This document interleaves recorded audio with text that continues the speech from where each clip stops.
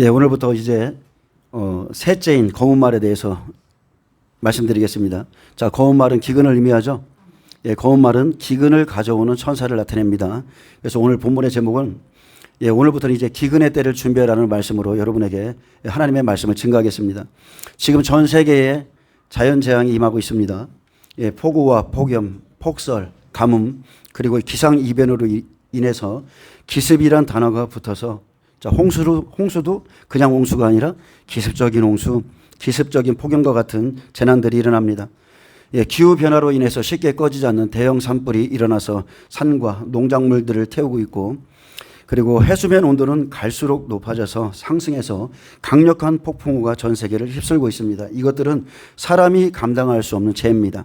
큰 불, 홍수, 큰 우박과, 자, 마지막 때 성경은 우박이 몇 킬로라고요? 예, 지금은 한 이 정도에 되는 우박들이 가면 갈수록 커지더라고요. 근데 마지막 때는 하나님이 하늘 창고에 마지막 전쟁의 날을 위해서 우박을 준비했다고 그랬어요. 그 우박 하나에 60kg입니다. 60kg가 되는 우박이 하늘에서 떨어지는 날이 온다고 그랬어요. 그래서 큰 우박과 큰 지진, 그리고 기근과 경제 공황, 그리고 전쟁을 통해서 많은 나라들이 고통을 겪고 있습니다. 성경은 앞으로 전 세계에 임할 기근의 때를 경고하고 있고, 최후의 심판은 자연의 재난으로 시작됩니다. 자, 우리가 지금 계속적으로 인에 대해서 살펴보고 있죠.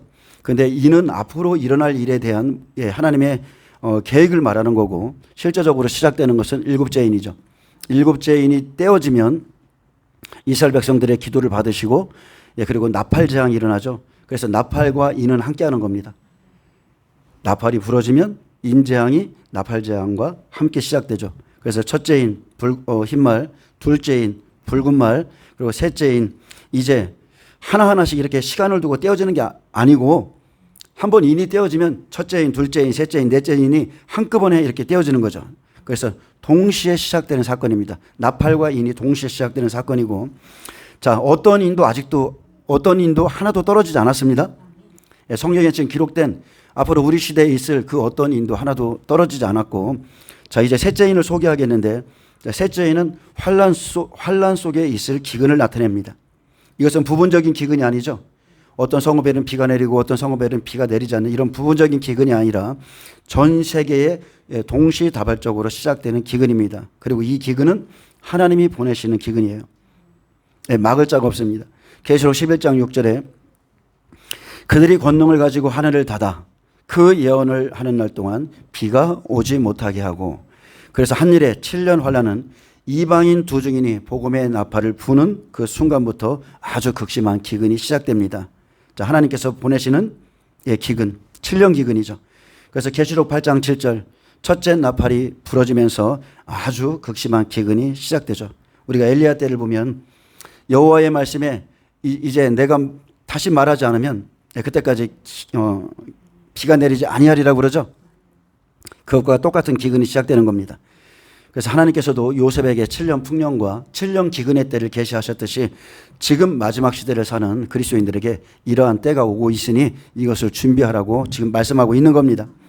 계시록 8장 7절에 첫째 천사가 나팔을 부니 피 섞인 우박과 불이 나와서 땅에 쏟아지매 땅의 3분의 1이 타버리고 수목의 3분의 1도 타버리고 각종 풀도 타버렸더라.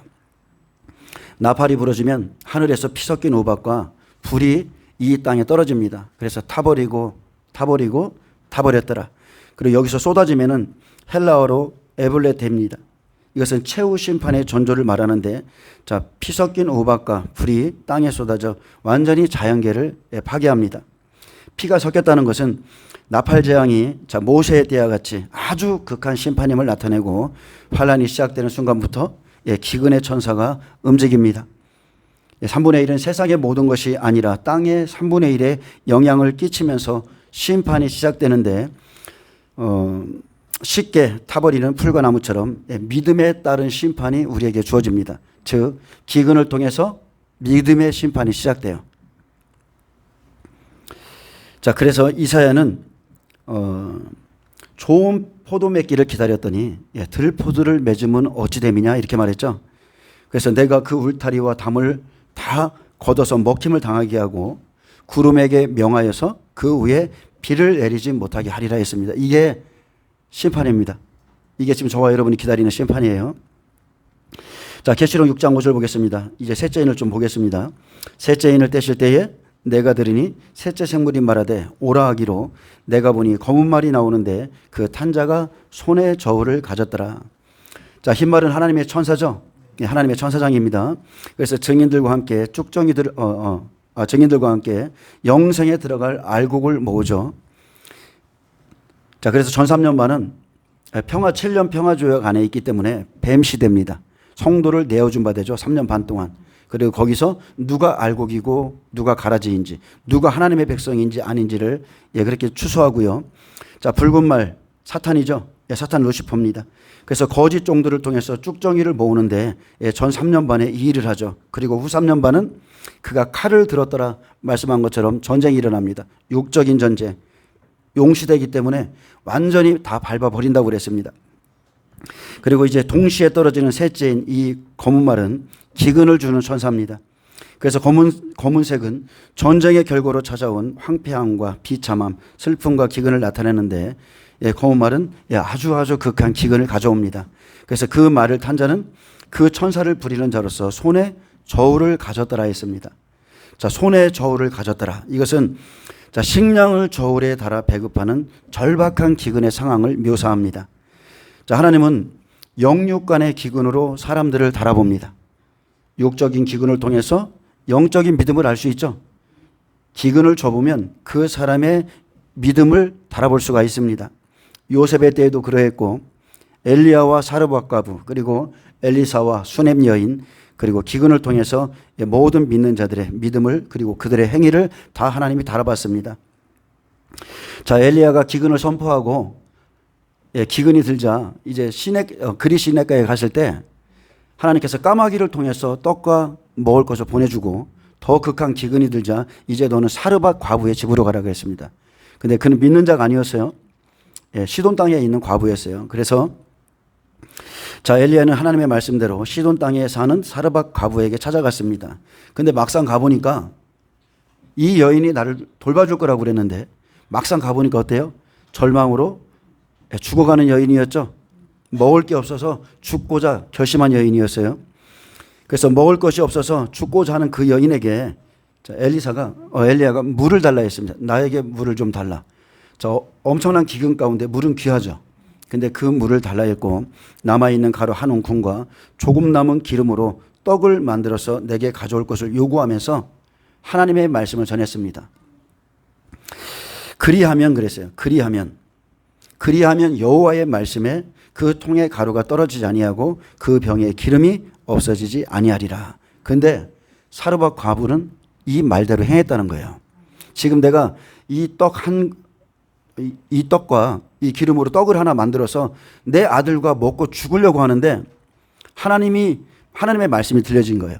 그리하면 그 병에 기름이 없어지지 아니하리라. 사르밧 과부는 그 말대로 행했고요. 마찬가지로 이렇게 육신의 기근을 통해서 그 사람의 믿음을 달아보죠. 자, 사르밧 과부가 가진 게 뭐였어요? 가루 한 움큼, 그리고 기름 한 병이었어요. 쉽게 말하면 마태복음 25장에 나오는 슬기로운 처녀처럼 기름을 준비한 사람이라는 겁니다. 그래서 하나님의 말씀 앞에 목숨과도 같은 그 양식을 하나님의 사람에게 주고 순종함으로 인해서 그의 영혼이 구원받았습니다. 자, 하나님께서는 항상 우리에게 먼저 말씀을 주십니다. 내가 어떻게 할 거라고 말씀을 줘요. 그리고 우리의 삶의 모든 순간을 달아봅니다.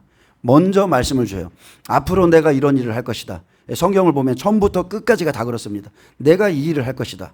그리고 그 안에서 믿음을 달아보고 내가 언제부터 너희 믿음을 달아볼게 이렇게 말하지 않습니다. 말씀을 받는 그 순간부터가 여러분 믿음의 시험입니다. 그래서 아직까지 대부분의 사람들은 삶은 어렵고 팍팍할지라도 굶어본 적은 없습니다. 대한민국 안에서 굶어보는 사람이 있나요? 그래도 먹을 것만큼은 어쨌든 간에 넉넉하게 먹고 그렇게 살았습니다. 근데 이렇게 먹을 것이 풍족할 땐 이웃을 돌볼 수 있어요. 어려운 자를 돌볼 수 있습니다. 근데 저울을 달아 파는 이 깊은 기근으로 들어가면 이제 사람들의 진짜 믿음이 나오죠. 그날에는 하나님 앞에서 하나님의 말씀 앞에서 내가 어떻게 행하는가 그것을 하나님이 보는 겁니다. 환란이 시작되면 바로 기근이 따라옵니다. 환난은 우리의 의지하는 모든 것을 치죠. 그때 움직이는 우리의 행위를 보면 그 사람의 믿음을 알 수 있고, 검은 말은 이것을 위해서 기근을 가져옵니다. 이런 날이 올 것이라 지금 주의 종들이 경고의 소리를 질러도 말씀을 의지하지 않고 세상을 의지하기 때문에 기근을 주어서 무엇을 쫓아가는지를 보는 거예요. 그날 그들이 의지하던 양식, 의식주, 그들이 육신의 생명을 위해서 살아가던 그것들을 끊어버리면 지금까지 자신을 위해 살았는지, 하나님을 위해서 살았는지, 누구를 위해서 살았는지를 알게 됩니다. 그래서 주의 오심을 기다리는 사람들은 우리가 환난을 겪지 않고 휴거된다는 그 거짓말을 믿지 마시고, 자, 환난이 시작되는 순간부터 비가 오지 않는 사실을 알고 여러분은 준비하셔야 됩니다. 사람이 며칠만 굶어보세요. 본성이 나오죠. 기근 속에 똑같습니다. 기근 속에 믿음의 그 사람의 믿음이 다 드러납니다. 누가 금은보석이었고 누가 풀과 나무와 집이었는지 기근 속에 다 드러나는 거예요. 특히나 마지막 때를 위해서 우리가 준비해야 되는 이유는 아이가 있으면요, 아이 때문이라도 표를 받게 돼 있어요. 나는 견딜 수 있어. 나는 견딜 수 있는데 내 아이가 굶고 있으면 견딜 수 없죠. 아이 때문에 표를 받게 됩니다. 그래서 여러분은 준비하셔야 돼요. 자, 지금 아무 근심 없이 풍성하게 살아가는 사람들은요, 자, 환난이라는 같은 환경에 들어갈지라도 더 견디기 어렵습니다. 믿음이란 다른 게 아닙니다. 풍부와 비천에 처해 보셔야 돼요. 여러분이 지금 풍부에도 비천에도 다 처해 보셔야 돼요. 환난 때 먹을 것은 환난이 시작되기 전에 가뭄의 정도에 따라서 달려 있고, 그리고 여러분이 어떻게 준비하느냐에 따라서 달려 있습니다. 하나님은 검은 말을 통해 우리의 믿음을 달아보시기에 기근을 가지고 그렇게 환난을 시작합니다. 다시 한번 말씀드리지만 사람의 본성 중에는 몇 가지 본성이 있죠. 성욕도 있고 먹는 본성도 있어요. 근데 가장 크고 강한 본성이 여러분 먹는 겁니다. 먹는 것을 건드려 보면 그가 하나님을 의지하는지 세상을 의지하는지 믿음의 사람이었는지 육의 사람이었는지 금방 구분이 됩니다. 모세 때를 한번 볼까요? 모세 때 하나님이 애굽에 큰 재앙을 10가지 재앙을 내렸어요. 그래서 그들에게 기쁨이 있었습니다. 출애굽한 사람들의 그 구원의 기쁨이 있었는데 그 영적인 기쁨은 얼마 가지 못했죠. 그 영적인 기쁨, 실제적으로 하나님이 나를 구원하신 그 기쁨을 맛보아도 그 기쁨을 오래가지 못했어요. 왜 그렇습니까? 광야에 들어가니까 먹을 것이 없는 거예요. 먹을 것이 조금 부족해지자 이스라엘 중에 섞여 사는 무리가 탐욕을 품고 말했습니다. 누가 우리에게 고기를 주어 먹게 할꼬? 우리가 애굽에 있을 때는 값없이 생선과 수박과 부추와 파와 마늘들을 먹은 것이 생각나거늘 이제는 우리의 정력이 쇠약하여 이 만나 외에는 보이는 것이 아무것도 없도다. 자, 이 사람들은 먹는 것 때문에 하나님을 원망했죠. 먹는 것 때문에 하나님 앞에 불평했어요. 자기들의 영혼을 구원하신 그 하나님을 먹는 것 때문에 불평했고 애굽으로 돌아가길 원했는데 이 사람들의 말도 거짓말이죠. 이 사람들이 언제 이렇게 풍족하게 먹었습니까? 바로의 노역 가운데서 심한 고통 가운데 얻어먹었잖아요. 그런데도 애굽에 돌아가길 원하는 겁니다. 이 만나 외에는 보이는 것이 아무것도 없다. 하나님의 말씀을 멸시하죠. 만나는 하나님의 말씀이에요. 육신의 사람들의 특징이 뭐냐면 육신의 생명보다 더 귀하게 여기는 것이 없다는 거예요. 육신의 생명. 얼마 동안 굶주리면 먹는 것 외에는 보이는 게 없습니다. 만나가 하찮게 여겨지는 거예요. 하나님의 말씀이 먹는 것 앞에서 하찮게 여겨지죠. 그래서 언제나 무엇을 먹을까, 마실까, 입을까, 하나님은 이거 하지 말라고 그랬어요. 오직 이런 거 구하지 말라고 그랬어요. 이 모든 것은 너에게 있어야 할 줄 알기 때문에 하나님이 알아서 공급할 테니까 너희는 하나님의 나라 의만 구하라. 자, 여러분 한번 생각해 볼까요? 이 시대의 교회를 이스라엘 백성들처럼 광야로 인도해 드렸다면 그 무더운 날씨와 척박한 환경에서 생활하게 하고 그들에게 배고프고 목마르게 했다면 낮추시고 줄이게 하는 거죠. 그렇게 했다면 이 시대는요, 예수고 구원이고 영생이고 성경에 나발도 나오죠. 나발이고 없습니다. 예수고 영생이고 구원이고 나발이고 없어요. 사람들이 기복신앙에 길들여져 있어서 이런 이스라엘 백성들처럼 광야에서 고생하면 만나 외에는 보이는 게 없다. 하나님을 똑같이 원망하고 더합니다. 전 더할 것이라고 봅니다. 모든 것을 다 포기하는 거예요. 그리고 다시 세상으로 돌아가는 겁니다. 마지막 때는 영육간의 기근을 함께 보내시는데, 자, 검은 말은 저울을 가지고서 우리의 믿음을 달아봅니다. 여러분이 육으로 의지했던 양식은 반드시 다 끊어질 것이고, 또 여호와의 말씀을 듣지 못하는 기갈도 함께 올 거라 했습니다. 그래서 아모스 선지자가 말씀했습니다. 주 여호와의 말씀이니라. 보라, 날이 이를지라. 내가 기근을 땅에 보내리니 양식이 없어 주림이 아니며 물이 없어 가람이 아니요 여호와의 말씀을 듣지 못한 기갈이라. 사람이 이 바다에서 저 바다까지, 북쪽에서 동쪽까지 비틀거리며 여호와의 말씀을 구하려고 돌아다녀도 얻지 못하리니 그날의 아름다운 처녀와 젊은 남자가 다 갈아여 쓰러지리라. 여러분, 말씀의 기근을 겪어본 자는 이 말씀의 의미를 압니다. 영적인 사람이요, 하나님을 찾는 사람이, 은혜를 경험한 사람이 참된 하나님의 말씀을 듣지 못하면 영혼의 목마름 때문에 견딜 수가 없어요. 그래서 비틀거리고 쓰러지듯이 견딜 수가 없어서 하나님의 말씀을 찾아서 이 바다에서 저 바다까지, 이 교회로 저 교회로 돌아다니는 시간이 있습니다. 예수님이 오시면 시대가 바뀌죠. 선지자 시대는, 구약 시대는 세례 요한까지입니다. 자, 시대가 바뀌었어요. 시대가 바뀌었는데, 자, 야곱의 우물물을 먹고 있던 사마리아 여인이 있었죠. 이 여인은 시대를 분별하는 여인이에요. 그래서 그 우물물을 먹으면서 너무나 목말라 했는데 그녀의 갈급함 때문에 예수님이 찾아가신 겁니다. 그리고 내 배에서 생수의 강이 흘러나리라. 여러분, 우리도 마찬가지입니다. 시대적인 말씀 드려야 돼요. 시대가 바뀌면 예수님의 말씀, 시대가 바뀐 말씀을 드려야 돼요. 자, 앞으로 이제 기근에 대해서 계속 성경에서 경고한 기근에 대해서 여러분에게 말씀드릴 겁니다. 근데 멀리 갈 필요도 없습니다. 우리는 1983년, 자, 1985년에 일어났던 처절했던 에디오피아의 대기근을 봤습니다. 에디오피아의 내전 중에 일어난 20세기 최악의 기근이었죠. 제가 고등학생 때인가 일어났을 거예요. 자연적인 기근과 인간이 만든 기근이 이때 좀 섞여 있었는데, 자, 가뭄이 들었습니다. 식량 부족 사태에 빠지자 정부는 대비책을 내놓지 않고요, 이 사실을 숨기기에 바빴습니다. 사람들은 하루하루 죽어나갔고 결국 100만 명 이상의 사망자가 나왔어요. 기근이 더 심해지고 사람들이 젓가락 많아질 때 완전히 빼짝 말라서 다 죽어갈 때에 그때 BBC 기자가 그곳에 들어갔고 그 사람의 보도로 인해서 전 세계에 이 참혹함이 알려지면서 모든 나라가 그들을 원조하기 시작했고 죽어가는 자들에게 구호품이 전해졌습니다.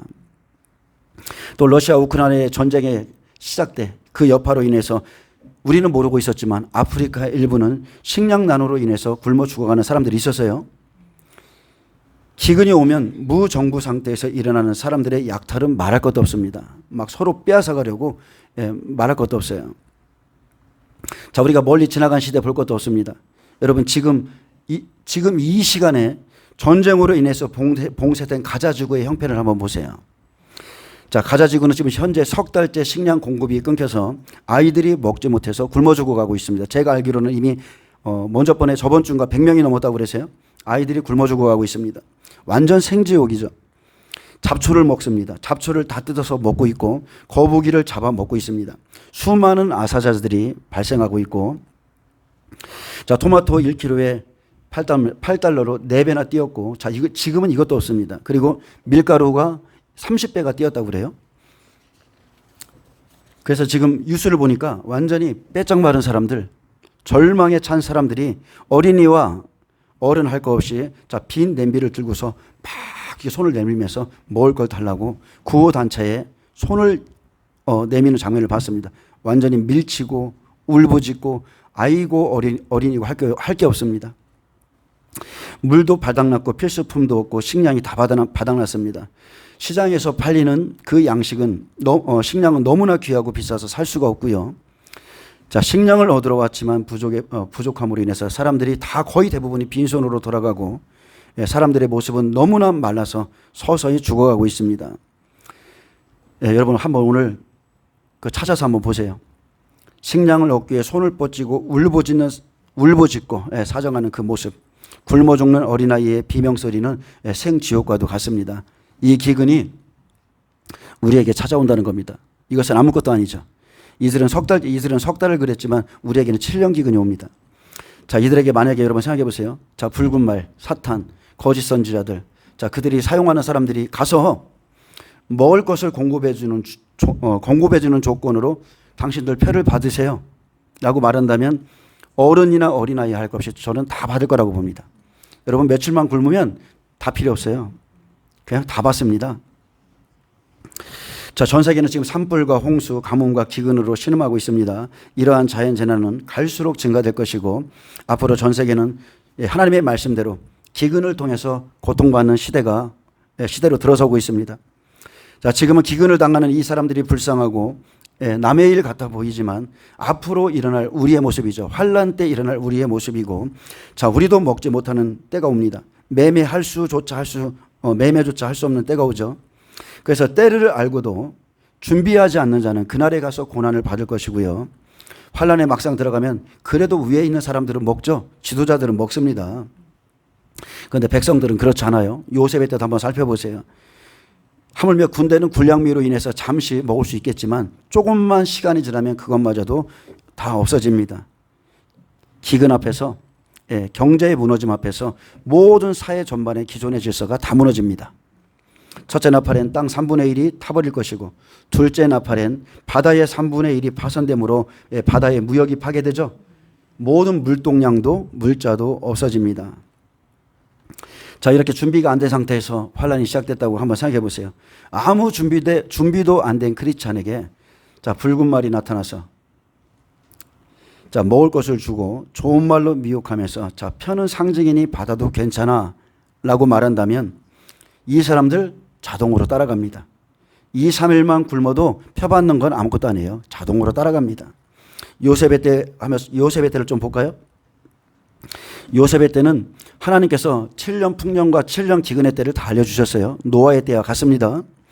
알려줬는데 요셉이 백성들에게 앞으로 7년 기근이 들 것이니까 자, 양식을 준비하라. 그래서 준비를 시켰어요. 창고에 쌓아 놓는 것뿐만이 아니고 개인에게 준비를 시켰습니다. 근데 기근이 들고 2년이 지나자 사람들은 자신의 몸과 가축과 전투를 애굽의 바로에게 팔아서 식량을 샀습니다. 왜 그렇습니까? 말씀을 듣고도 요셉이 말한 대로 준비를 하지 않았기 때문입니다. 대충 준비한 거죠. 대충. 그러니까 2년이 지나니까 먹을 것이 없어서 이제 바로의 종이 되겠다고 다 자기들 스스로가 나가서 그 표를 받은 겁니다. 육적인 생명, 그것은 먹을 것 때문에 먹을 것이 부족해져서 짐승의 표를 받을 자들이 나온다는 것을 지금 미리 보여주죠. 이제 곧 CBDC 사회가 이제 시작될 겁니다. 표를 받지 않으면 매매할 수 없는 시대가 오는데도 지금 교회가 기근의 시대에 대해서 준비하지 않는다면 스스로 짐승의 표를 받게 될 겁니다. 이것은 제 생각이 아니라 하나님 말씀이 그런 겁니다. 실제 그렇게 될 겁니다. 요셉의 환난은 마지막 때 바로 우리에게 닥칠 사건이고 지금은 풍년의 때가 맞춰지고 기근의 때가 오고 있는 것을 우리는 알 수 있습니다. 하나님의 백성이 자, 팥죽 한 그릇에 장자의 명분을 판 에서와 같이 우리도 마찬가지입니다. 한 그릇 음식 때문에 바로의 종이 되지 않으려면 말씀의 경고를 받아서 지금 준비해야 됩니다. 자, 환난의 날이 중요한 것이 아니라 여러분 지금 준비하는 것이 중요한 거예요. 지금. 자, 주님을 기다리면서 무엇을 준비해야 하는가? 그냥 매일마다 회개하고 말씀 보고 기도하고 이러면서 우리가 영적인 것만 준비해야 되나요? 아닙니다. 짐승의 시대, 표를 못 받으면, 표를 받지 않으면 매매할 수 없는 시대가 오고 있기 때문에 성경은 분명히 우리에게 영과 육의 양식을 함께 준비하라 했습니다. 이길 수 있는 힘을 지금 만드는 거예요. 그래서 여러분은 노아처럼 준비하셔야 돼요. 방주를 짓게 하고 그 안에 먹을 것을 채우라고 그랬죠. 이것이 너와 내 가정에 먹을 것이 되리라. 그래서 교회는 환난 전에 휴거된다는 그 사탄의 거짓말을 믿지 말아야 됩니다. 그것은 뱀의 말입니다. 먹으면 여러분 반드시 죽습니다. 괜찮아 반드시 죽어요. 예전에 저는 제가 이 유튜브를 내보내기까지 그때 초기에는 저도 그렇게 생각했어요. 하나님이 만나를 내려줄 거라고 생각했어요. 7년 기근이 드는 것 뻔히 알면서도 저도 배우기를 그렇게 배웠기 때문에 그래 하나님이 만나를 내려주시겠지 그렇게 생각을 했는데 순간적으로 성령님께서 아니다. 확실히 육신의 기근이 온다. 그래서 준비하라. 그래서 제 메시지가 바뀐 거예요. 저는 성령님께 확실히 그렇게 받았습니다. 자, 기근의 때 손에 저울을 가지고 자, 영육을 달아봐요. 갈수록 물가가 상승합니다. 공급량은 적어서 돈이 많아도 물건을 살 수 없을 때, 자, 크리스찬은 무엇보다도 믿음이 준비되어 있어야 됩니다. 왜 그러냐면요. 세상을 의지하고 하나님을 의지하지 않았기에 세상 양식을 끊는 것이기 때문에 그렇습니다. 끊으면 믿음으로 가는 자, 준비되지 않은 자를 알 수 있고, 자, 기근을 통해서는 알곡과 쭉정이를 갈라냅니다. 여러분, 지금 어떻습니까? 지금 말씀을 통해서 영육이 갈라지고 있죠? 말씀을 통해서 갈라지고 있어요. 네, 참된 선지자들은 진리를 주죠. 마지막 때에 있을 일을 지금 전해주고 있고, 거짓 선지자들은 땅의 것으로 육의 것으로 지금도 계속 미혹하고 있습니다. 아직 주님이 더디 오리라 하면서 계속 그렇게 미혹하고 있어요. 그래서 지금 내가 진리를 따라가는지 육의 것을 따라가는지를 생각해 보셔야 되고, 우리의 영과 육은 이렇게 갈라지는 겁니다. 육신을 생각하는 자는 육신의 말씀을 따라가고, 하나님의 말씀이 그렇다, 그게 믿어지면 하나님의 말씀 따라가는 거예요. 자, 6절 보겠습니다. 내가 내 생물 사이로부터 나는 듯한 음성을 들으니 이르되 한 데나리온의 밀한데요 한 데나리온의 보리 석대로다. 또 감람류와 포도주는 해치지 말라 하더라. 자, 여기서 감람류와 포도주는 사람을 말하는 겁니다. 감람류는 이스라엘 백성 14만 4천을 말하고, 또 포도주는 이방인 백배들을 말하죠. 왜 그러냐면 이 사람들은 그 년 월일시에 죽기로 작정되어 있거든요. 이 사람들은 해칠 수가 없어요. 정해진 시간에 이 사람들은 순교하고 또 휴거될 사람들입니다. 자, 한 데나리온은 그 시대의 노동자의 하루 품삯이죠. 엄청난 흉년으로 인한 가난한 자들의 어려움과 육적인 기근의 모양을 보여주는데, 자, 하루 동안 일했어요. 하루 종일 일했어. 근데 그 하루 품삯을 가지고 살 수 있는 것이 겨우 밀한대예요. 보리 석대밖에 없습니다. 기근 속에 기근 속에 곡식이 없고요. 물가는 계속적으로 상승합니다. 제가 한 인터뷰, 점점점 TV인가요? 거기에서 한 여인의 인터뷰를 하는 걸 들었어요. 그 여인이 이렇게 말했습니다. 자, 그 여자가 가장이에요.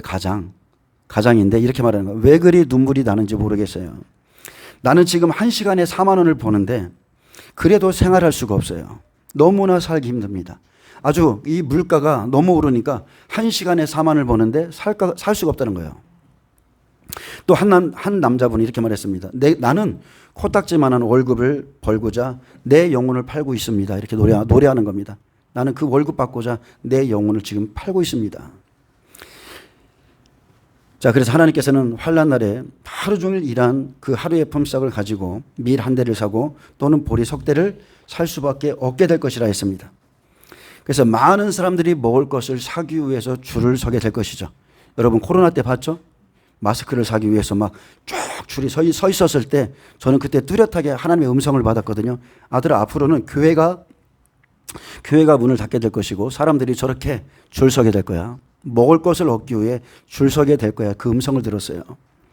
자, 한 데나리온의 밀 한 대요 한 데나리온의 보리 석대로다. 이 말씀은 기근의 때가 얼마나 힘든 시간이 될지를 깨닫게 합니다. 기근은 7년 동안 계속될 것이고, 그리고 시간이 흐를수록 물가는 계속 상승합니다. 돈이 있다고 살 수 있는 시대가 아니죠. 그래서 하루 품삯을 가지고 그냥 하는 일이 먹을 것을 구하는 일이에요. 계시록 13장 17절은 말합니다. 누구든지 이 표를 가진 자 외에는 매매를 못하게 하니 이 표는 곧 짐승의 이름이나 그 이름의 수라. 자, 한 데나리온이 있어요. 오늘 열심히 일해가지고 돈을 벌었어. 근데 물건을 사고 싶은데 표를 받은 자만이 살 수 있죠. 표를 받은 자만이 살 수 있어요. 자, 모세 때를 좀 볼까요? 모세는 하나님을 만난 후에 가나안 땅에 들어가기까지 광야 40년 동안 먹고 입을 것에 아예 걱정이 없었습니다. 하나님이 다 채워주셨죠. 12 제자들 어떻습니까? 예수님의 3년 반 공생의 기간 동안 예수님만 쫓아다녔는데 예수님과 함께 했을 때는 먹고 입고 마시고 이런 거에 대한 걱정과 염려가 없었어요. 왜 그렇습니까? 그들은 오직 그의 나라와 의를 구하고 있었어요. 오직 그의 나라와 의를 구하고 있었고 그때 인도하시는 말씀만을 따라간 사람들이에요. 구름 기둥이 불 기둥이 서면 멈추고 가라면 가고 오직 말씀만 따라간 사람들이에요. 근데 우리 시대는 모셉의 출애굽 시대가 아니라 우리 시대는 요셉의 시대라는 거예요. 요셉의 시대, 종말 시대죠. 그래서 마지막 시대의 말씀을 우리에게 주셨고 우리는 마지막 시대, 때를 따라 나눠주는 그 양식, 그 말씀의 인도를 받아야 됩니다. 지금은 7년 풍년의 마지막 시기고 앞으로 이제 두 증인이 나오죠. 두 증인이 이스라엘 땅에 들어가서 1260일 예언하는 날 7년 기근이 이제 시작됩니다. 마태복음 24장 45절에 충성되고 지혜 있는 종이 되어 주인에게 그 집 사람들을 맡아 때를 따라 양식을 나눠줄 자가 누구냐. 이것은 시대적인 말씀이죠. 주인이 올 때에 그 종이 이렇게 하는 것을 보면 그 종이 복이 있으리로다. 자, 성경은 분명히 말합니다. 나는 아브라함과 이삭과 야곱의 하나님이다. 아브라함, 이삭, 야곱, 이것은 구약시대, 복음시대, 그리고 성령시대, 은혜시대까지를 말하고요. 요셉은 종말시대를 의미하죠. 그래서 때를 따라 주신 말씀으로 우리가 시대적인 말씀을 듣고 준비하셔야 돼요. 모세의 때같이 하나님이 그냥 우리에게 먹고 입고 마실 것을 환난 속에서 내려주시지 않습니다. 만나를 거기다 비유하면 안 돼요. 마지막 때는 준비하라고 했습니다. 준비하라. 자, 마태복음 20장 2절에 그가 하루 한 데나리온씩 품꾼들과 약속하여 포도원에 들여보내고. 자, 포도원에 누가 있습니까? 자, 주인과 약속한 품꾼들이 있죠.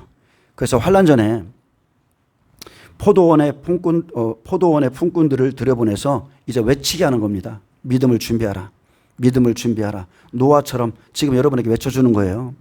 심판이 있다. 이렇게 외쳐줘도 많은 사람들은 듣지 않습니다.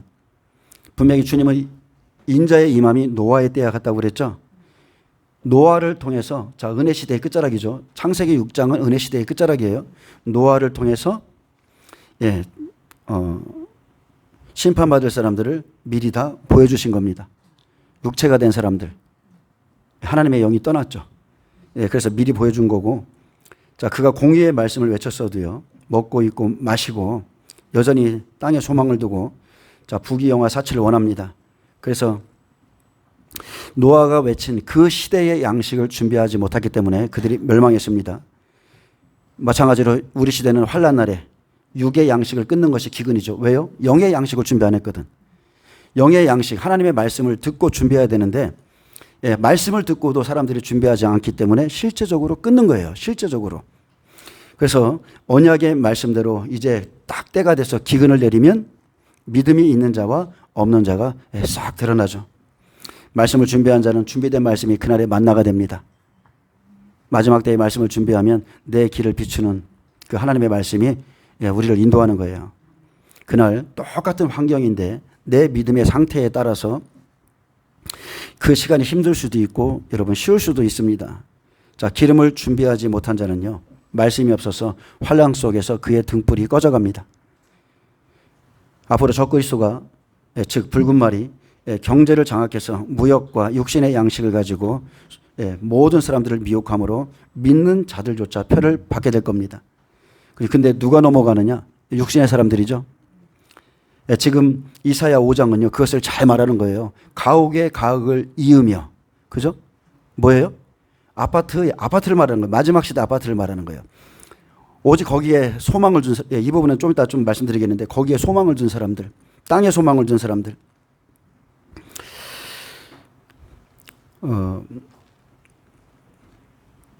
마지막 때 무역과 육신의 양식을 가지고 미혹함으로 믿는 자들조차 표를 받을 것이고, 자, 하나님께서는 육의 양식도 저울에 달고 영의 양식도 저울에 답니다. 자, 주님은 포도원에서 품꾼들과 약속했습니다. 그래서 저울은 다른 게 아니에요. 공의의 말씀이에요. 환난 속에서 저울을 딱 가지고 믿음으로 행하는지 안 하는지, 자, 육의 것을 끊고서 그냥 보는 겁니다. 그들의 행위를. 자, 첫 번째, 육으로 당하는 극한 기근이 옵니다. 믿음을 준비치 못한 자들에게 영육 간의 기근을 주어서 그동안 을레했던 그들의 양식을 끊어버리고, 자, 이것은 경제가 무너지는 것은 성경에 예언된 말씀입니다. 경제가 무너지는 것은 당연합니다. 세계 경제는 결국 무너질 것이고 세상 왕들은 경제로 하나가 될 것이며 세계 경제를 만들어서 짐승의 시스템으로 통제하는 게 마지막 때의 일이죠. 그래서 이 말씀대로 하나님께서 우리에게 경고하신 말씀대로 준비치 못한 자들은 결국은 표를 받고 지옥에 갈 것이고요. 자, 우리는 코로나를 통해서 많은 것들을 보게 했습니다. 하나님은 미리 보게 하셨어요. 코로나를 통해서 전 세계의 나라가 하나같이 움직이는 것을 보게 했죠. 우리를 통제했어요.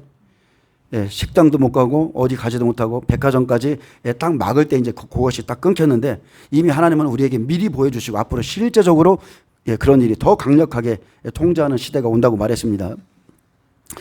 자, 이제 앞으로 세계 경제가 망가집니다. 망가지면 망가질수록 각 나라의 왕들이 경제의 문제로 모일 것이고, 자, 트럼프가 지금 이 일을 하고 있는 겁니다. 그때 강력한 정치 지도자인 저 그리스도가 등장합니다. 앞으로 전염병을 통한 팬데믹이 일어날 것이고, 또한 무너지는 경제를 통해서 전 세계가 다시 한번 하나로 움직일 겁니다. 세계 정부가 세워질 거예요. 여러분 잘 생각해 보세요. 이 시대의 미혹이 어떻게 풀어지는지를 여러분 잘 생각해 보셔야 됩니다. 자, 트럼프가 대통령이 됐죠. 트럼프가 대통령이 되고 백신 반대 운동가인 미군 보건복지부 장관에 로버트 케네디 주니어를 자, 임명했죠.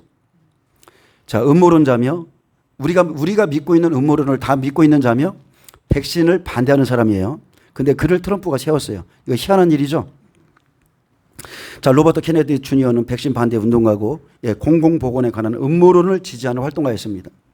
그는 백신이 안전하지도 않고 효과적이지도 않다고 공개적으로 언급했고, 자, 얼마 전에도 지금 미 상원에서 백신의 부작용에 대해서 설명해 줬죠. 잘못됐다고, 그것은 잘못된 정책이었다고 말했어요.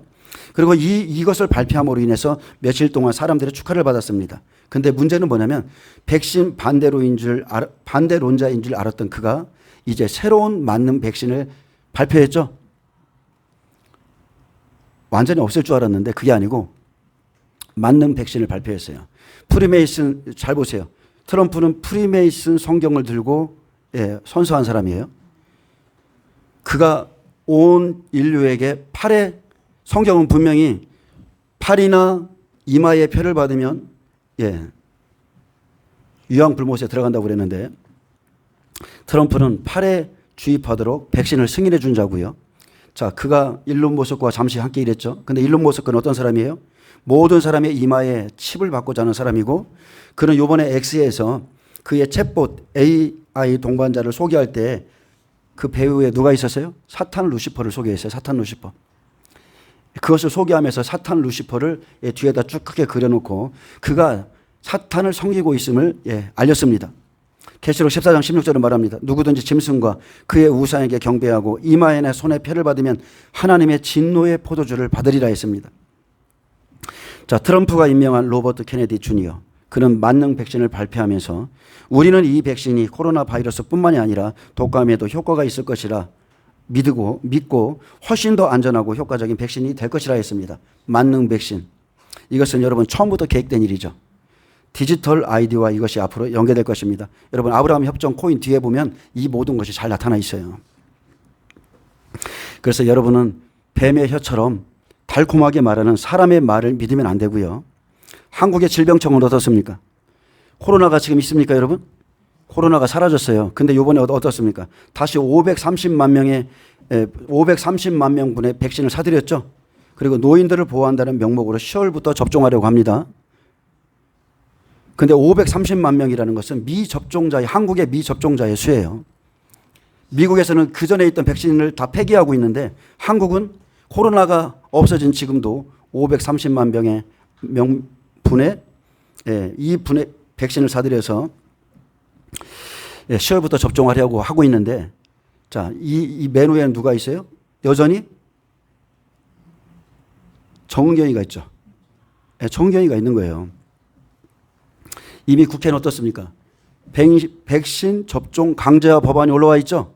모든 사람에게 백신을 강제로 맞을 수 있는 백신 접종 강제 법안이 지금 올라와 있어요. 여러분은 그거 반대하셔야 됩니다. 이번에 8월 20일 날 대한민국에 누가 옵니까? 8월 20일 날 빌 게이츠가 오죠. 왜 올까요? 자, 코로나가 일어나기 전에 코로나가 일어날 것이라는 것을 그가 예언했고, 코로나 발생 전에 백신 회사를 다 사들여서 전 세계인에게 백신을 주입한 그 빌 게이츠가 8월 20일 날 다시 한국에 옵니다. 목적은 다른 게 아니죠. 백신을 협력하고 논의하는 거예요. 문정부 때도 왔고, 그리고 전 정부 때도 왔고 그가 와서 한국에 돈을 주고 백신 공장을 만들었죠. 자, 여러분 생각하셔야 됩니다. 앞으로 성경에서 이마나 팔에 표를 받으면 영원히 지옥의 형벌을 받는다고 그랬는데 무엇이 짐승의 표가 될 것인가? 여러분 한번 생각해 보세요. 무엇이 짐승의 표가 될 것인가? 분명히 성경은 무지함으로 인해서 내 백성이 멸망한다고 그랬거든요. 그래서 무지함으로 지금도 짐승이 내세운 그 사람들을 따르고 있다면 여러분은 깨닫고 회개하고 돌이키셔야 됩니다. 여러분은 말씀을 통해서 경고를 받고 만약에 준비한다면 기근을 이기는 자가 될 것입니다. 준비하는 자는 대신에 확실히 준비하셔야 돼요. 자, 생명 있는 자는 네 가지 밭 중에 딱 한 가지 밭에밖에 없습니다. 어차피 돌짝밭, 가시밭, 가시떨기밭은 구원이 없어요. 근데 이제 생명 있는 좋은 밭에는 세 부류의 사람이 있죠.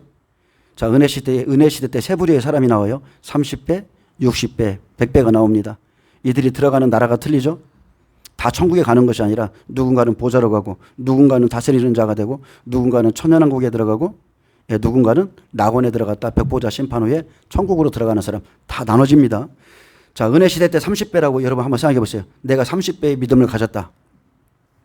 자, 환난을 이기기 힘이 들죠. 30배의 믿음은 마지막까지 남아있는 사람이에요. 1335일까지 남아있는 용과 싸워야 되는 자들이기 때문에 이기기가 힘들고요. 뜰에는 30배의 믿음이라는 게 없습니다. 뜰에는 피밖에 없어요. 피밖에. 오직 짐승의 피밖에 없어요. 그래서 매일 예수의 피만 믿으면 구원받아. 가짜입니다. 진짜 30배는 성수에 들어가야 됩니다. 성수 안에 뭐가 있습니까? 말씀과 성령과 분향단, 기도가 있죠. 그래서 이들은 추수의 마지막 때까지 기다려야 되는 사람들이고 견뎌야 되는 사람들이고 성소신앙은 반드시 물과 성령으로 거듭나서 기도하는 사람이라는 거예요. 기도의 사람이라는 겁니다. 자, 이것도 30배고요. 또 60배가 있습니다. 60배의 믿음을 준비했어요. 준비해도 힘들어요. 왜 그렇습니까? 오나팔을 이 고난을 겪기 때문에 제일 먼저 고난받죠. 60배 믿음의 사람들이. 그날은 죽고 싶어도 죽음이 피해가고 정갈이 쏘는 고통과 힘든 시련을 보낸 후에 마지막 7째 나팔에 대신에 예비처로 옮겨져서 후 3년 반에 보호를 받고 이 사람들은 천년왕국에 살아서 들어갑니다. 살아서 천년왕국을 볼 사람들, 이 사람들이에요. 엄청난 고통을 받습니다. 5개월 받는 거예요. 5개월. 자, 100배의 믿음이 있죠. 이 사람들은 주님과 함께 다스리는 사람들. 그래서 우리가 지금 특히나 주의 종들이 확실히 주의 뜻을 알고 준비하고 가면 100배가 됩니다. 여러분, 종으로 한번 부름을 받잖아요. 내가 하고 싶은 일을 못합니다. 내 뜻대로 살 수도 없어요. 내가 가고 싶은 대로 가지도 못해요. 이게 주의 종들의 삶이에요. 그렇기 때문에 어차피 주님께 부름을 받았다면, 주를 위해 산다면 확실하게 준비하고 가는 거예요. 그냥 가다가 좀 탁 떨어지면 큰일 나죠. 확실하게 준비해야 돼요. 100배는 많은 고난 받습니다. 근데 그 영광은 틀리죠. 다스리는 자. 다스리는 자입니다. 그들은 첫째 부활로 하나님의 보좌로 올라갑니다. 그리고 천년왕국에서 예수 그리스도와 함께 다스리고 둘째 사망이 해도 받지 않아요. 백보자 심판에 서지 않습니다. 준비하지 않은 만큼 많은 고난을 받을 것이고 여러분의 힘든 시간을 보내게 될 겁니다. 그리고 후 3년 반 마지막 7째 나팔, 예수님이 말씀했죠. 환난을 감하지 않으면 구원받을 육체가 없다. 바로 이 75일 공간, 환난을 감해주는 이 시간, 2개월 반이 가장 힘든 시간이 될 겁니다. 이거를 버티면 승리하는 겁니다. 이기는 자가 되는 거예요.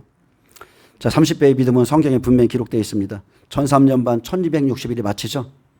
그러면 환난을 감해주는 시간, 그 시간은 성경에 우리가 공부해 보니까 며칠이에요? 75일이에요. 2개월 반입니다. 노아의 때 물이 빠지는 시간이 정확하게 75일이었거든요. 다니엘서 12장 12절에 기다려서 1335일까지 이르는 그 사람은 복이 있으리라. 그래서 전3년 반 1260일로 마치고 환난을 감해주는 7나팔, 1290일을 지나 1335일까지가 30일 공간, 45일 공간인데 어쨌든 간에 이 75일 시간까지 합치면 1335일이에요. 그래서 우리는 자기의 때를, 자기 믿음에 따라서 내가 어떻게 하나님 나라에 들어가는가 그거를 좀 깨달아야 됩니다. 계시록 12장 17절에 용이 여자에게 분노하여 돌아가서 그 여자의 남은 자손 곧 하나님의 계명을 지키며 예수의 증거를 가진 자들과 더불어 싸우려고 바다 모래 위에 서 있더라. 이 남은 30배가 가장 뒤늦게 순교합니다. 계시록 14장 11절에 짐승과 그의 우상에게 경배하고 그의 이름패를 받는 자는 누구든지 밤낮 쉼을 얻지 못하리라. 성도들의 인내가 여기 있나니 그들은 하나님의 계명과 예수에 대한 믿음을 지키는 자니라. 자, 이 30배도 보통 사람들이 아니죠. 우상에게 경배하지 않고 짐승의 표를 거부함으로 단두대에서 목배임을 당하고 순교함으로 주님께 가는 사람들입니다. 1335일까지가 추수가 다 끝나는 거예요. 알곡의 추수가 끝납니다. 그래서 나는 몇 배인가? 나는 몇 배의 사명을 감당하며 몇 배로 갈 것인가? 지금 나의 믿음, 나의 의지, 여러분 이것을 확실히 하셔야 됩니다. 그냥 우리는 다 같이 천국 가, 우리는 다 같이 휴거돼. 성경에 그런 말 하나도 없어요. 잘못된 복음입니다. 자, 이사야 5장 보겠습니다.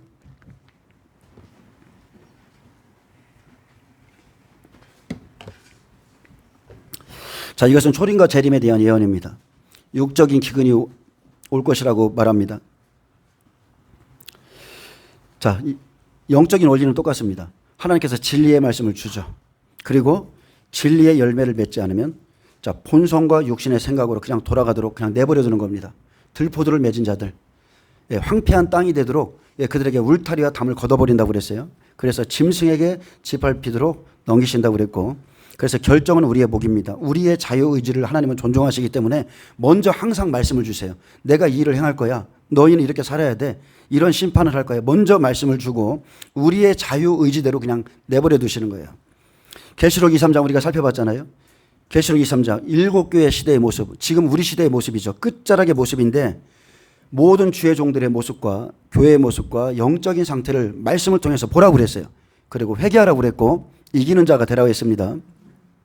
그래서 기록된 말씀을 읽고 듣고 그 가운데 기록한 것을 지키는 자만이 복이 있다고 그랬고, 자, 이사야 5장 1절에서 7절은 교회 안에서 진리의 말씀을 주고 좋은 열매 맺기를 바랐는데 들포도를 맺었다는 겁니다.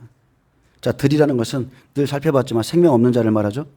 심령이 패역한 자들, 자기 뜻대로 자기 멋대로 사는 자들을 의미해요. 그래서 이사야 5장은 마지막 때를 예언합니다. 자, 보겠습니다. 나는 내가 사랑하는 자를 위하여 노래하되 내가 사랑하는 자의 포도원을 노래하리라. 내가 사랑하는 자에게 포도원이 있으며 심히 기름진 사내로다. 이사야 5장 히브리어 원문에 보면 내가 노래하리라 이렇게 시작합니다. 내가 노래하리라로 시작해요. 근데 그 노래는 사랑하는 자가 소유하고 있는 포도원에 관한 노래죠. 내가 노래하리라. 내가 사랑하는 자를 위하여 노래하며 내 사랑하는 자의 포도원을 위해서 노래하리라. 자, 여기에서 남자친구 사이에 맺어진 깊은 우정을 가리키는 야디드와 도드가 여기서 사랑하는 자로 번역되었는데, 이사야 선지자가 자신의 벗이라고 나의 사랑하는 자라고 부른 대상이 바로 여호와 하나님입니다. 하나님은 나의 벗이며 하나님은 나의 사랑하는 자라는 거예요. 그리고 그분의 포도원은 하나님께서 사랑하시는 이스라엘을 일컫는 친숙한 표현이며, 지금 내가 사랑하는 자의 포도원은 어디예요? 예수님의 피로 산 교회를 의미합니다. 여러분, 교회는 그분의 몸이죠? 성경에 분명히 기록되어 있어요. 교회는 예수님의 몸이에요. 교회는 예수님의 몸, 우리의 몸은 성령이 거하시는 전. 그래서 교회와 성령의 전을 여러분 잘 구별하시기 바랍니다. 교회의 머리는 예수 그리스도예요. 교회라는 게 존재해요. 하나님의 이름을 둔 곳, 하나님을 섬기는 장소를 교회라고 말하는 겁니다. 예배당이 아니에요. 말 그대로 교회입니다. 자, 첫 번째, 내가 사랑하는 자의 포도원을 노래하리라. 자, 예수님은 복음을 전하실 때 요한복음 15장에 말씀했습니다. 나는 참 포도나무요 내 아버지는 농부라 했고 나는 포도나무요 너희는 가지라 했습니다. 그렇게 구원받은 자는 자, 포도원에, 즉 교회에 모인 무리들이고, 주님께서 사랑하는 자의 포도원은 자, 복음을 전하는 교회죠. 좋은 포도를 맺는 교회, 좋은 열매를, 아름다운 열매를 맺는 교회가 주님이 사랑하는 포도원입니다. 요한복음 15장 2절에서 6절에 보면 물은 내게 붙어 있어. 첫 번째입니다. 성도는 무조건 주님께 붙어 있어야 돼요. 자, 주님께 붙어 있는다는 뜻은 다른 게 아니죠. 그의 말씀에 붙어 있는다는 거예요. 말씀이 내 안에 거하면 하나님이 내 안에 있는 겁니다.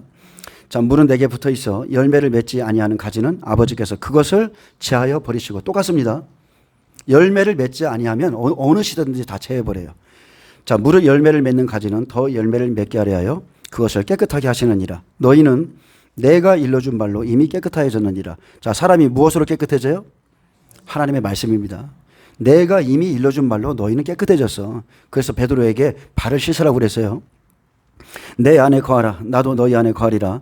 가지가 포도나무에 붙어있지 아니하면 스스로 열매를 맺을 수 없음 같이 너희도 내 안에 있지 아니하면 그러하리라. 나는 포도나무요 너희는 가지라. 그가 내 안에 내가 그 안에 거하면 사람이 열매를 많이 맺나니 나를 떠나서는 너희가 아무것도 할 수 없습니다. 사람이 내 안에 거하지 아니하면 가지처럼 밖에 버려져 마르나니 사람들이 그것을 모아다가 불에 던져 사르느니라. 하나님께서 예수님께서 기뻐하는 교회는요 다른 게 없습니다. 말씀에 붙어있는 교회, 열매를 맺는 교회예요. 어느 시대든지 똑같습니다. 열매가 좋지 않으면 들포도를 맺으면 다 버려지는 겁니다. 자, 내가 사랑하는 자에게 포도원이 있음이요 심히 기름진 이랬습니다. 자, 예수님께서 오셨을 때 4가지 밭을 비유했죠.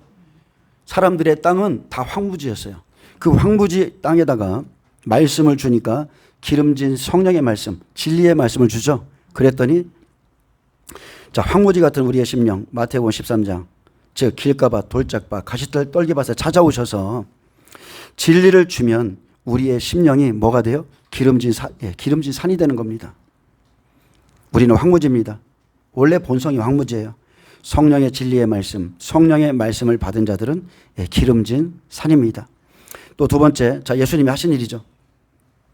땅을 파서 돌을 제하고 극상품 포도나무를 심었도다. 그 중에 망대를 세웠고 또 그 안에 술틀을 팠도다.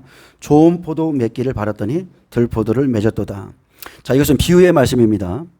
땅을 파서 돌을 제했다는 것은 자, 원문에 보면 히브리 아자크입니다. 곡괭이로 땅을 푸석푸석하게 만드는 말이에요. 그래서 우리의 심령의 땅을 경작하는 것을 말합니다. 곡괭이로 막 경작하는 거예요. 그래서 이사야는 포도원에 기울인 주인의 정성과 수고를 기록했고 그분은 좋은 장소를 선택하셨으며 여기저기 박혀있는 돌멩이를 제거했고 돌을 옮기면서 할 수 있는 모든 노력을 다해서 경작하셨다는 거예요. 하나님은 우리에게 최선을 다하셨다는 거예요. 우리 본성은 원래 돌짝밭이기 때문에 예수께서 찾아오셔서 할 수 있는 노력을 다했다는 거예요. 그래서 누가복음 13장 8절은 말합니다. 주인이여 금년에도 그대로 두소서. 내가 두릅하고 거름을 줄이니 이후에 만일 열매가 열면 좋거니와 그렇지 않으면 찍어버리소서. 아멘. 내가 두루두루 파면서 말씀으로 계속 그렇게 했다는 거예요. 자, 땅을 파서 한 구절씩 살펴보겠습니다. 땅을 파서 이것은 심령의 땅이죠. 돌을 제하고 돌은 육신의 본성, 굳은 마음들, 자기 생각을 제하고 자, 극상품 포도나무를 심었도다.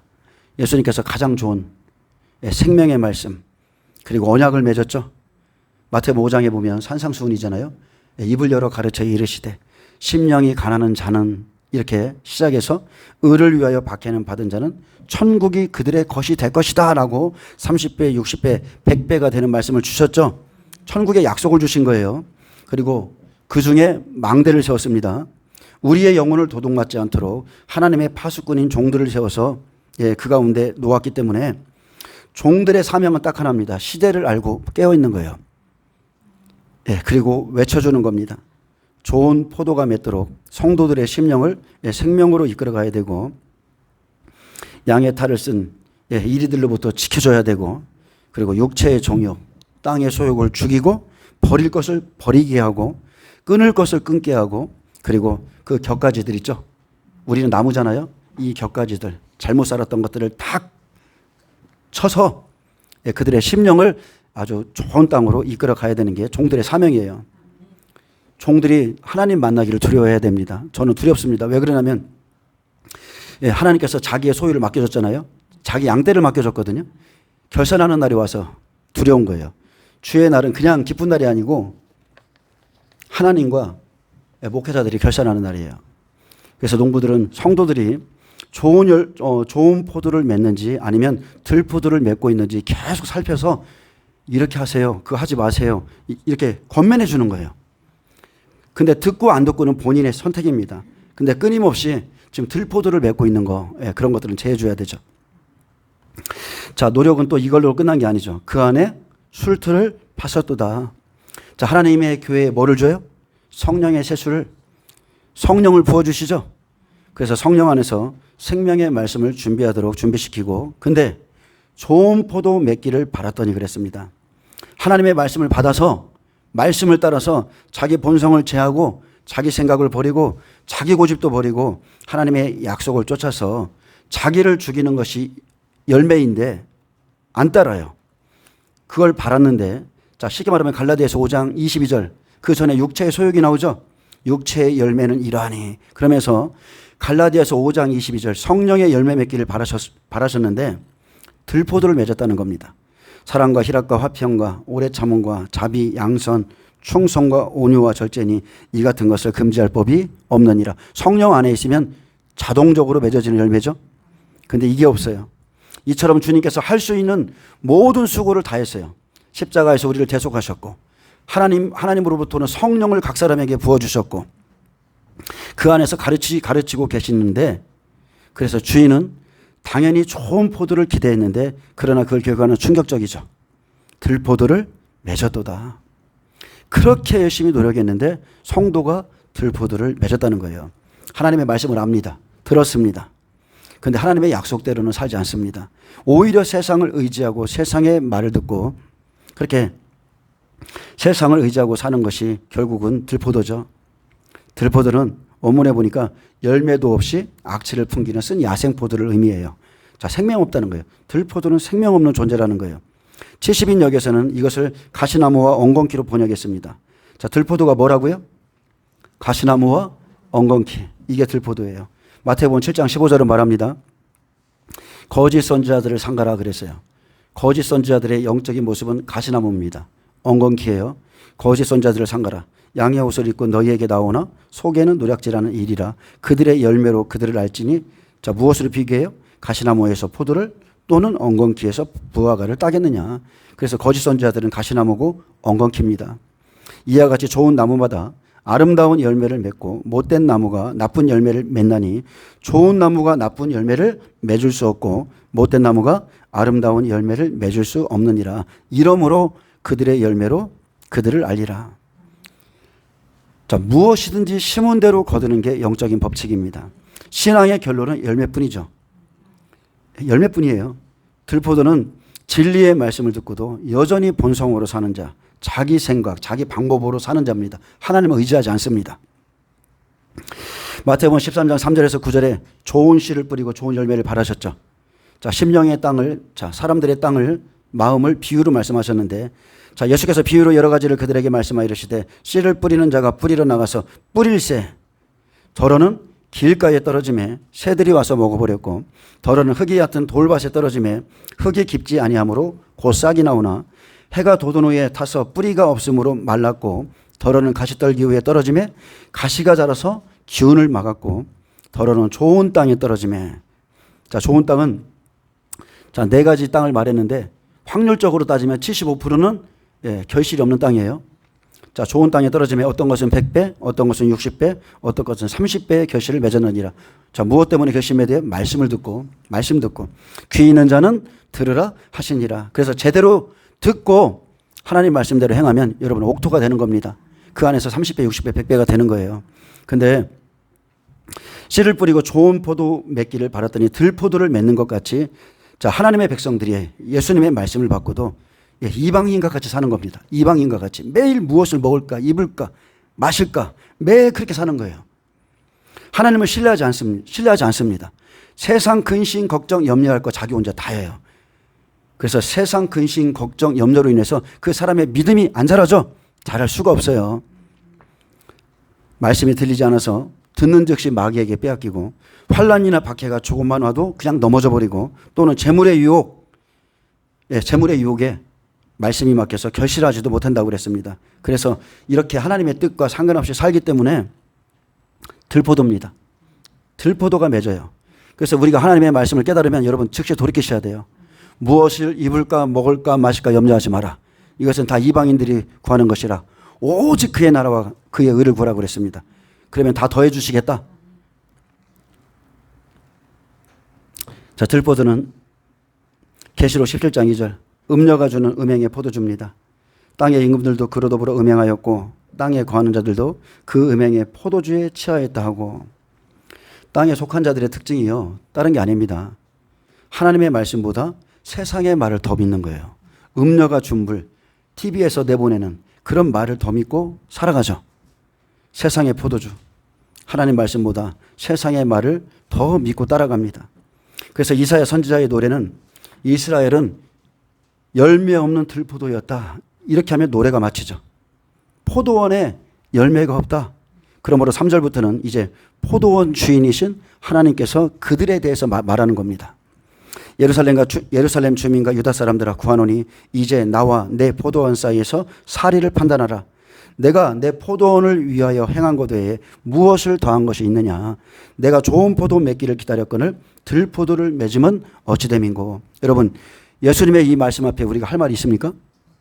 주님이 우리에게 잘못한 게 있어요? 하나도 없어요. 이 사람들은요, 좋은 포도가 아니라 들포도를 맺은 자들입니다. 이 사람들에게 말하는 겁니다. 하나님의 뜻은 단순하죠. 다른 것을 원한 것도 없어요. 다만 좋은 포도, 진리의 열매 맺기만을 원했습니다. 여러분, 교회 안에 보면 참 다양한 사람들이 있죠. 교회 안에 생명 없이 그냥 세상 사람과 같이 가는 자들이 있는데, 그 사람들은 빨리 돌이키셔야 돼요. 예수님은 계속 땅을 팝니다. 돌을 제합니다.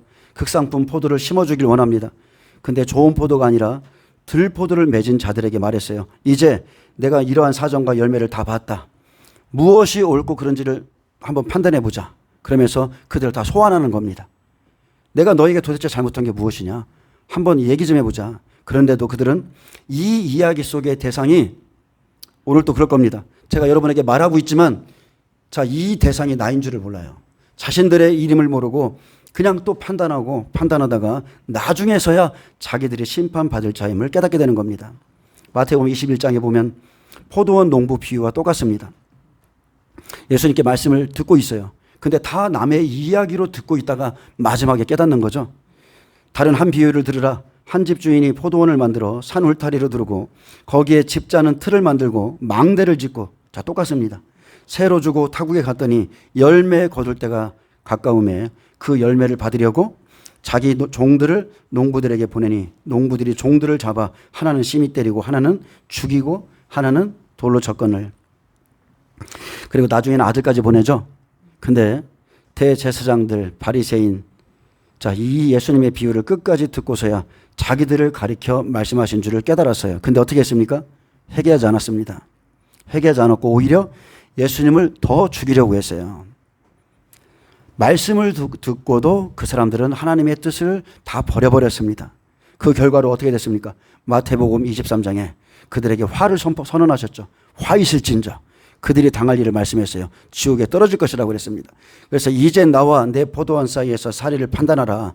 이 말씀은 다른 사람, 다른 교회 받을 게 아니라 지금 저와 여러분이 받아야 되는 말씀입니다. 나에게 해당되는 말씀이에요. 이제 좀 말씀을 맺겠습니다. 오늘은 오전에 여기까지만 할 건데, 자, 포도원을 일구는 목적은 딱 하나입니다. 오직 열매를 얻기 위함이죠. 내 열매 어떻습니까, 여러분? 지금 내 열매, 하나님의 말씀 여러분 지금 몇 년 동안 들었어요? 내 열매 어때요? 하나님께서 우리에게 원하시는 것은 은혜에 합당한 열매, 시대의 말씀에 합당한 그 열매를 내는 것이죠. 근데 유다는 하나님의 소원과는 반대로 포악의 열매를 맺었기에 이제 그 보호의 울타리를 거두고 그 담을 걷어서 유다의 무서운 재앙이 임할 것을 말씀하고 있습니다. 그 가운데 기근이 있는 거예요. 그 가운데 기근을 보냅니다. 내가 내 포도원을 위하여 행한 것 외에 무엇을 더할 것이 있으랴. 그래서 말씀을 듣고 있던 모든 백성들이 아무 말도 못했어요. 유구무원이에요. 왜냐하면 그 말씀에 전적으로 동감할 수밖에 없거든요. 어떤 변명도 할 수 없기 때문에 침묵하는 겁니다. 누구도 주님 앞에서 어떤 변명도 할 수 없음을 알려주죠. 예수님은 자신의 생명까지 우리에게 주셨습니다. 그래서 그분의 심판의 이유는 합당하고, 교회 안에는 지금도 좋은 포도와 들포도가 있죠. 신약에서는 그냥 알곡과 가라지로 바뀐 거예요. 양과 염소로 나뉜 것 뿐입니다. 누군가는 교회에 와서 영원한 생명을 얻습니다. 누군가는 교회에 와서 영원한 생명을 얻어요. 근데 누군가는 교회에 들어와서도 여전히 세상을 사랑하다가 멸망에 이르는 겁니다. 말씀을 듣지 않아요. 자, 5절 6절 말씀을 선포하고 맺겠습니다. 자, 들포도를 맺은 사람들 때문에 말씀했어요. 이제 내가 그랬습니다. 이제 내가 환난 날이 오면 내 포도원에 어떻게 행할지를 너희에게 이르리라. 내가 그 울타리를 걷어 먹힘을 당하게 하며 그 담을 헐어 짓밟히게 할 것이요. 내가 그것을 황폐하게 하리니 다시는 가지를 자름이나 봇을 돋우지 못하여 찔레와 가시가 날 것이며 내가 또 구름에게 명하여 그 위에 비를 내리지 못하게 하리라. 아멘. 자, 그래서 이제 이 사람들에 대해서 이 사람들이 하나님의 말씀을 의지하지 않고 육신의 것을 끊임없이 의지하며 살았기 때문에 그 날에 울타리를 거둘 것이고 담을 제할 것이며 그리고 구름에게 명하여서 기근을 내려서 너희가 바라던 모든 것을 다 끊어놓겠다고 그랬습니다. 여러분 지금 하나님의 말씀을 듣고 잘 준비하시기 바랍니다. 영적인 생명을 잘 준비하세요. 영적인 생명. 인간은 인간의 죄를 살 수가 없습니다. 하나님의 아들이 이 땅에 오셔서 인간의 모든 죄를 자기 몸에 다 짊어지고 십자가에서 죽으심으로 피를 흘리셨죠. 피를 흘렸다는 것은 언약했다는 거예요. 누구든지 믿기만 하면 예수 구원받습니다. 그 모든 공로를 이뤄놓으신 그 예수님, 예수를 믿기만 하면 천국 가요. 그러나 예수를 믿고 나서 하나님이 행하신 말씀대로 행해야 천국에 들어가는 겁니다. 예, 기도하겠습니다. 예수님 감사합니다.